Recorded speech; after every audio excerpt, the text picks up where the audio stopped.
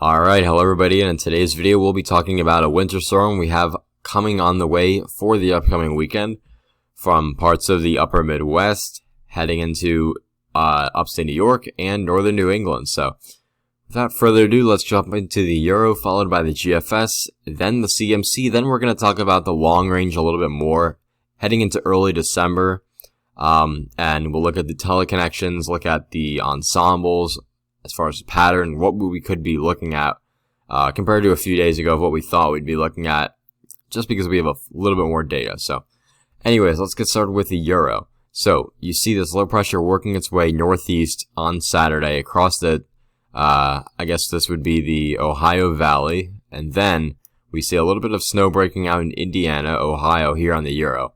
But by Sunday morning, it transfers much of its energy to the coast. This is a new coastal low, and as you can see, it's already pretty strong, 990 millibars. It continues to strengthen pretty quickly. It's already in the Gulf of Maine now at 979 millibars.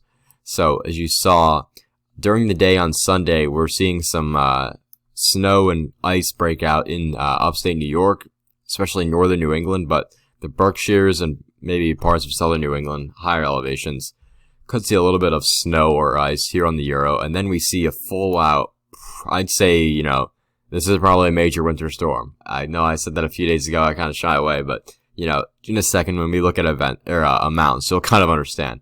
So we see some really, really, really heavy snow in Vermont, New Hampshire, parts of Maine, not too populated areas, but, some people still live there. So we are looking at, about a maximum of about 20 inches. That's probably going to be on Mount Washington.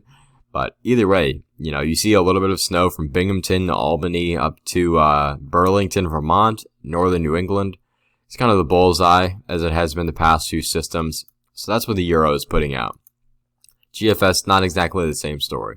So it's pretty much the same heading into Saturday morning. We're seeing this low pressure work its way northeast across the Ohio Valley. Keep hitting the maps.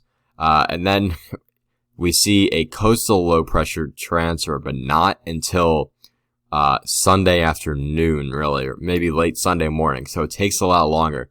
So as a result, you're not going to see the snow and ice breaking out in parts of upstate New York. Only northern New England will cash in on that coastal low pressure system. Of course, when I say cash in, as far as snow and wintry precipitation. But, so that's really from northern New England heading into Maine, which is, of course, part of northern New England. But, snowfall amounts are definitely a little bit further, north and east in New England. But you also see a heavier stripe of snow in Indiana, Ohio, Michigan, just because the coastal low pressure takes a little bit longer, or, transfer takes a little bit longer, as the storm is a little bit more amped and stronger out in the Midwest. So a little bit more cold air gets in. A little bit more precipitation, and then as a result, you see these 4 to 6 inch amounts across northern Indiana to southeast Michigan. Finally, let's get into the CMC, Canadian. So once again, everything's the same. So I'd say, there's probably a good chance you'll be looking at a little bit of snow and wintry mix in Illinois and Indiana on Saturday afternoon. Then we see a situation a little bit closer to the Euro, in that it transfers its energy faster to the coast. And we already have a coastal low, this time over Delaware, by Sunday morning. So you're already seeing a good amount of snow and ice break out all the way from northeast PA into eastern New York State, much of southern New England. And then that coastal low pressure works its way northeast. You're seeing snow all the way from central Pennsylvania, heading into upstate New York, northern New England by Sunday early afternoon, that is. And then once again, it strengthens just like the Euro, and you see some pretty heavy snowfall across northern New England. So, some key takeaways is there is a high likelihood of some 6-inch plus snowfall amounts this weekend. I'd say about 40 miles northeast of Albany, New York. Pretty much the Green White Mountains of northern New England, as well as much of Maine, and even Burlington, Vermont. Maybe not that immediate area, but maybe east of Burlington. It's probably looking at amounts of about 6 inches to a foot, with scattered amounts higher than that. This is the Canadian, this is the GFS, then we have the Euro, a little bit stronger. But, you could be looking at a few inches of snow even in parts of upstate New York and perhaps Pennsylvania.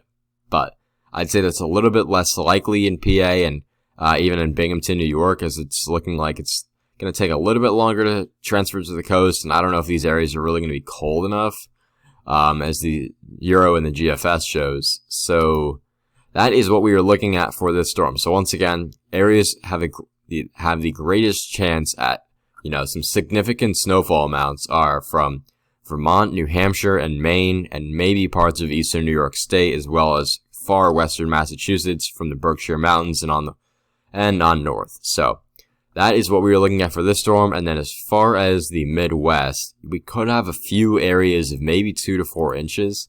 That is what the Euro and CMC are suggesting. And let's back out a little bit here. Just look at the Midwest. So, come on, you dumb thing. Yeah. So here we go. 2 to 4 inches, maybe a little bit more in northern Indiana, as Euro is suggesting. But overall, we're looking at a light snowfall possible from eastern Illinois to southern Michigan, maybe a few inches. But the bullseye will be in northern New England, most likely. At least that's what the models are saying right now. So that's kind of the wrap on this storm for the weekend. Now let's get into the long range. Let's get into, getting a few more people involved on this, wintry weather activities. So just because so many of these storms have just been upstate New York, northern New England, meanwhile, most of you probably live in, say, within 50 miles of I-95 or 100 miles of I-95 and haven't really seen much in the way of accumulating snow. So let's see when you could be looking at that accumulating snow, and what could let's just get into it. We'll see when we look at this. So heading into late November, we're going to be having to deal with a southeast ridge. Teleconnections are going to go pretty unfavorable. We're going to have a negative PNA. That's really going to be the driving factor for this troughing out west. You're going to see some pretty cold temperatures out west by around Thanksgiving and into early December. Now, we see potentially the teleconnections are hinting at that this PNA could go neutral or maybe a tad positive by the start of, this is early December. So you see this ridge in the northern Pacific kind of budges a little east. Now it gets in the northwest. So now the core of below average temperatures moves back into the central plains. And also we have this area of below average, it'll translate to below average temperatures on the ground. So this is what it looks like on the ground for temperature anomalies. So it's looking like much of the U.S. really is going to end November pretty cold, and even in starting December pretty cold, honestly, especially the western and central U.S. And then by the time we get into maybe the second week of December, looks like the cold could spread a little bit further east. So I think the first week of December is kind of going to be maybe a transition week. I know that we always say this week is going to be the pattern change, and then it gets moved back 3 weeks or 2 weeks. But it's looking like there could be a little bit of change as we head into maybe the second week of December, and as we do see that core of the cold move into the plains, that could act as almost a barrier for these storms to instead instead of cutting into the Midwest, maybe move a little bit more east. So that could be some good news for you on the East Coast, but models repeatedly have been showing there's a good chance that we'll see multiple storms cut between now and really the second week of December. So let's look at the GFS to kind of illustrate what I'm talking about, and the storms will probably cut, but then we could see a little bit more east shift by the time we get into the second week of December. You have to keep in mind this is really, really far out, so things are going to change. But let's look at teleconnections real quick while that's loading. So the AO is probably going to stay around slightly neutral, negative, which is really where we want it to be. We do not want it to be too far negative, just because it can really in January, February, because it can suppress things to the south. But anyways, it's looking like it's going to be slightly negative, so it's not looking unfavorable, really. The EPO, this is also going to be a driving pattern for that ridge out west. And then as we see, that could move a little bit negative by the time we get into the first week of December. The PNA, this is going to be, we always talk about the AO, the NAO. The PNA is the real deal this time of year. The PNA really determines what we're going to be looking at as far as it's going to be ridging in the east or ridging in the west, troughing in the east, troughing in the west. PNA, if it's negative, good chance you have ridging in the west, or in the east. Ridging in the east, and then when you have a positive PNA, you're looking at ridging in the west, troughing in the east. And as you can see, we have a pretty decently negative PNA heading into the last week of November, early December. So that's why we're going to be looking at the below average temperatures, or well below average temperatures really, out west and in the central plains. And then by the end of the model period, kind of builds back towards neutral. Finally, the NAO is pretty negative most of the forecast period, or the model period, I guess. So let's look at the Euro ensemble real quick. It's kind of the same story. The EPO is maybe a little, I guess, about neutral. PNA, once again, it looks like it's going to climb back towards neutral by the second or the late first week of December. So it's probably going to be a rough first week of December if you really are looking for snow in the east. That's really going to be kind of a transition week. You know, we will see, you know, the west will have their fair share of below average temperatures. We were kind of due for this, as you know, ever since the first week of this month, about 20 days ago, that's when the big pattern change was. That's when the west really warmed up after those 2 snowstorms in Denver. So we've been, you know, seeing these below average temperatures in 3 weeks, but not everybody has been, you know, able to cash out. But now, kind of, we're seeing a quick pattern flip. I think this is going to last for about 2 weeks, maybe 3 weeks. And then we'll probably get back into this current pattern of what we've been looking at. But obviously, the cold's going to be a little further south. And we could be looking at kind of that rain-snow line that's been stuck up in upstate New York and northern New England, working its way south. It's really a gradient pattern, as you'll see here on the GFS in a second. So this is really far out, but it's kind of just going to use to illustrate what I'm saying. So here's all the ridging out west. You're going to see Cutter around Thanksgiving. The Euro is a little bit less enthused about that being an extreme Cutter. It even brings it into western Pennsylvania. So not as much of a cutter. It's a lot weaker, which makes sense just because it's not going to be cut as much if it's weaker.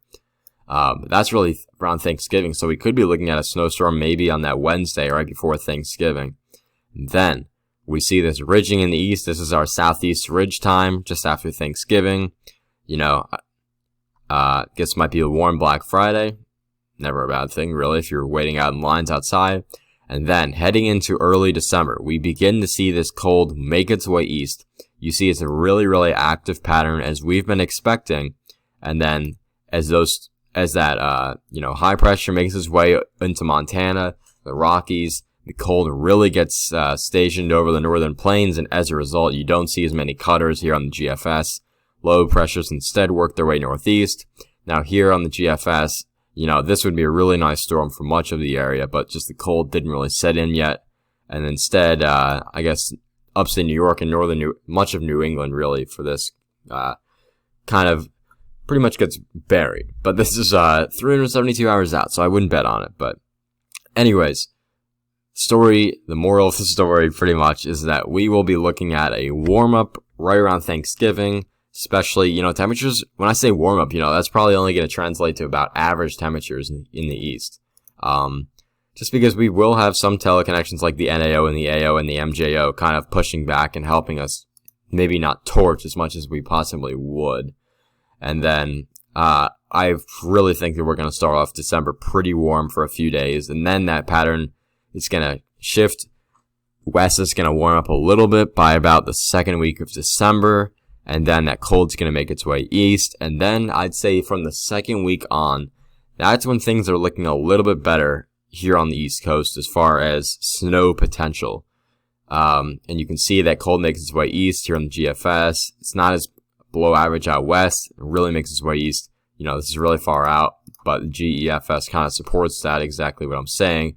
So if you're looking for, if you're a winter lover looking for some snow here on, maybe you're watching from PA, as many of you probably are, I'd say your best shot is the second week of December and onward, especially if the PNA goes back positive and the MJO is in a favorable phase. This could really be a decent setup. But for now, that's how things are looking. Just be patient, I guess.